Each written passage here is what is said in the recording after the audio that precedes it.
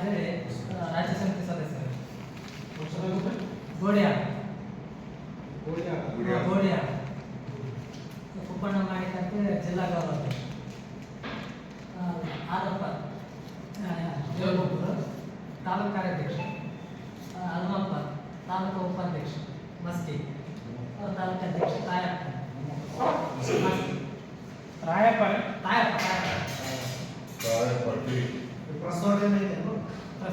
ರಾಜ್ಯ ಸಮಿತಿ ವಿಷಯ.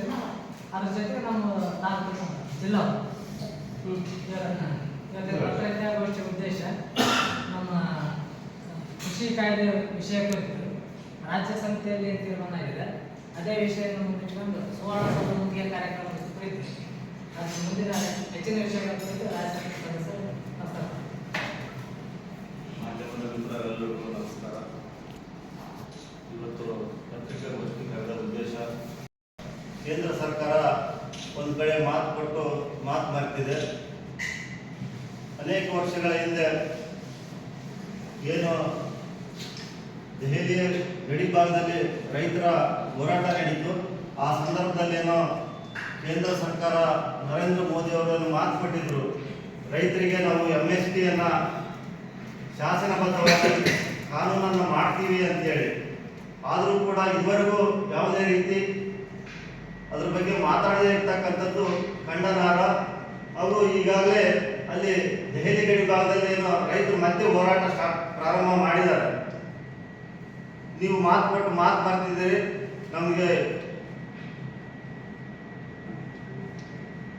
ಶಾಸನಬದ್ಧವಾದಂಥ ಬೆಲೆ ನಮಗೆ ಬೇಕು ಅಂತೇಳಿ ಹೋರಾಟ ಮಾಡ್ತಕ್ಕಂಥ ರೈತರನ್ನ ಮತ್ತೆ ಹತ್ತಿಕ್ಕುವಂಥ ಕೆಲಸ ಕೇಂದ್ರ ಸರ್ಕಾರ ಮಾಡ್ತಾ ಇದೆ. ಇದು ಸರಿಯಲ್ಲ. ಈ ಹೋರಾಟವನ್ನು ಹತ್ತಿಕ್ಕತಕ್ಕಂಥದ್ದು ಮಾಡುವಂಥ ಕೆಲಸ ನರೇಂದ್ರ ಮೋದಿ ಸರ್ಕಾರ ಮಾಡೋದು ಇದು ಸರಿಯಲ್ಲ ಅನ್ನುವಂಥ ಮಾತು ಈ ಸಂದರ್ಭದಲ್ಲಿ ಹೇಳ್ತಾ, ಅದೇ ರೀತಿಯಾಗಿ ಏನು ರಾಜ್ಯದಲ್ಲಿ ಕಾಂಗ್ರೆಸ್ ಸರ್ಕಾರ ಇದೆ, ಸಿದ್ದರಾಮಯ್ಯನವರು ಚುನಾವಣೆಯ ಮುಂಚಿತವಾಗಿ ಮಾತು ಕೊಟ್ಟರು, ಕೇಂದ್ರದಲ್ಲಿ ಕೃಷಿ ಕಾಯ್ದೆಗಳನ್ನು ವಾಪಸ್ ಪಡೆದ್ರು, ರಾಜ್ಯದಲ್ಲಿ ಮಾತ್ರ ಇನ್ನೂ ವಾಪಸ್ ಪಡೆದಿಲ್ಲ. ಚುನಾವಣೆಗಿಂತ ಮುಂಚೆ ಇಲ್ಲ ನಮ್ಮ ಸರ್ಕಾರ ಬಂದರೆ ನಾವು ವಾಪಸ್ ಪಡೀತೀವಿ, ನಿಮ್ಮೆಲ್ಲ ರೈತರ ಬೆಂಬಲ ನಮಗೆ ಬೇಕು ಅಂತೇಳಿ ಅವತ್ತು ಓಟಿಗಾಗಿ ಅಂಗಲಾಚಿದ್ರು. ಚುನಾವಣೆ ಮುಗಿದು 2 ವರ್ಷ ಆಯಿತು, ಸರ್ಕಾರ ಬಂತು, ಇದುವರೆಗೂ ಕೂಡ ಕೃಷಿ ಕಾಯ್ದೆಗಳನ್ನು ವಾಪಸ್ ಪಡೀತಾ ಇಲ್ಲ.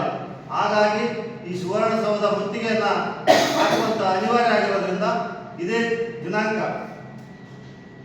13/12/2024ರಂದು ಸುವರ್ಣಸೌಧ ಮುತ್ತಿಗೆ ಕಾರ್ಯಕ್ರಮವನ್ನು ಹಮ್ಮಿಕೊಂಡಿದ್ದೀವಿ. ಅದರ ಜೊತೆಗೆ ಕೂಡ ಇದೇನು ಸರ್ಕಾರಗಳು ರೈತರನ್ನ ಕಾರ್ಮಿಕರನ್ನ ರಕ್ಷಿಸ್ತಕ್ಕಂಥ ಕೆಲಸ ಮಾಡ್ತಾ ಇದೆ. ವಕ್ಫ್ ಬೋರ್ಡ್ ಹೆಸರಿನಲ್ಲಿ ರೈತರ ಪಾಣಿಯಲ್ಲಿ ವಕ್ಫ್ ಬೋರ್ಡ್ ಹೆಸರನ್ನು ತಂದು ಮತ್ತೆ ಏನಂತ ಹೇಳಿದ್ರು, ವಾಪಸ್ ನಾವು ಪಡೆದಿದ್ದೀವಿ ಅಂತೇಳಿ. ಇದುವರೆಗೂ ಯಾವುದೇ ರೀತಿ ಯಾವುದೇ ರೈತರ ಪಾಣಿಯಲ್ಲಿ ತಿದ್ದುಪಡಿ ಆಗಿಲ್ಲ, ವಕ್ಫ್ ಬೋರ್ಡ್ ಇನ್ನೂ ಹೋಗಿಲ್ಲ. ಹಾಗಾಗಿ ಅವೆಲ್ಲ ವಿಷಯಗಳನ್ನು ಇಟ್ಕೊಂಡು ಸುವರ್ಣಸೌಧ ಮುತ್ತಿಗೆ ಕಾರ್ಯಕ್ರಮವನ್ನು ಹಾಕೊಂಡಿದ್ದೀವಿ. ಮತ್ತು ಇದ್ರ ಜೊತೆಗೆ ಈ ನಮ್ಮ ಜಿಲ್ಲೆಯ ಸಮಸ್ಯೆಗಳೇನಿದ್ದಾವೆ ಅನೇಕ ವರ್ಷಗಳಿಂದ ನಾವು ಪದೇ ಪದೇ ಕೇಳ್ತಾ ಬರ್ತಾ ಇದ್ದೀವಿ. ಏನಂತಂದ್ರೆ, ಬೆಳೆ ಬಂದಾಗ ಖರೀದಿ ಕೇಂದ್ರ ಪ್ರಾರಂಭ ಮಾಡ್ತಕ್ಕಂಥದ್ದು, ಬೆಳೆ ಕಟಾವಿಗಿಂತ ಮುಂಚೆ ನೀವು ಖರೀದಿ ಕೇಂದ್ರ ಪ್ರಾರಂಭ ಮಾಡ್ರಿ ಅಂತ ನಾವು ಅನೇಕ ವರ್ಷಗಳಿಂದ ಹೇಳ್ತಾ ಬಂದರೂ ಕೂಡ ಇದುವರೆಗೂ ಕೂಡ ಯಾವುದೇ ರೀತಿ ಕ್ರಮ ಆಗ್ತಾ ಇಲ್ಲ. ಇವಾಗ ಆಗಲೇ ಭತ್ತ ಕಟಾವಾಗಿದೆ, ಇವಾಗ ಅವರು ನೋಂದಣಿ ಕಾರ್ಯಕ್ರಮ ಪ್ರಾರಂಭ ಮಾಡಿದ್ರು. ಜನವರಿಯಲ್ಲಿ ನಾವು ಖರೀದಿ ಮಾಡ್ತೀವಿ ಅಂತ ಹೇಳ್ತಾ ಇದ್ದಾರೆ. ಜನವರಿಯಲ್ಲಿ ಮಾಡ್ತಾರೋ ಅಥವಾ ಫೆಬ್ರವರಿಯಲ್ಲಿ ಮಾಡ್ತಾರೋ ಅದು ಗೊತ್ತಾಗಲ್ಲ. ಹಾಗಾಗಿ ನಾವು ಒತ್ತಾಯ ಮಾಡೋದೇನಂತಂದ್ರೆ, ಯಾವ ಬೆಳೆಗಳು ಯಾವ ಸಮಯಕ್ಕೆ ಬರ್ತವೆ ಅಂತಕ್ಕಂಥದ್ದು ಇಲಾಖೆಗೆ ಎಲ್ಲರಿಗೂ ಗೊತ್ತಿರ್ತಕ್ಕಂಥ ವಿಚಾರ. ಹಾಗಾಗಿ ಬೆಳೆ ಬರೋದಕ್ಕಿಂತ ಮುಂಚಿತವಾಗಿಯೇ ಅವರೆಲ್ಲರೂ ನೋಂದಣಿ ಕಾರ್ಯವನ್ನು ಮುಗಿಸಿರ್ಬೇಕು. ಬೆಳೆ ಕಟಾವಾದ ತಕ್ಷಣ ಆ ರೈತನ ಬೆಳೆ ಕಟಾವು ಪ್ರಾರಂಭ ಆಯಿತು ಅಂದರೆ ಖರೀದಿ ಕೇಂದ್ರ ಪ್ರಾರಂಭ ಆಗಿರಬೇಕು.